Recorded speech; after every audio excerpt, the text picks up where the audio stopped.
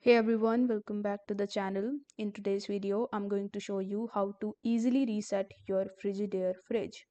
So in order to reset it, I was searching for it and then I came across reddit.com and this post where this person was asking, has anyone know how to reset your fridge? So here, let's just find out what other people are actually saying about it.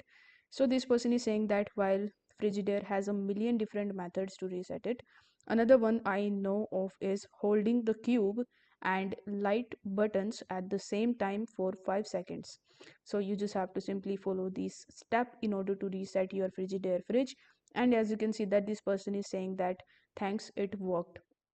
So you just have to simply use this method, and this person is also thanking that this one worked and we tried a million things before this one. So you just have to simply, I'm just going to read it again.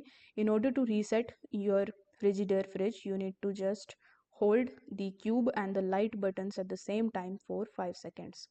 If you found this video helpful, don't forget to like the video and subscribe to the channel. Thank you so much for watching.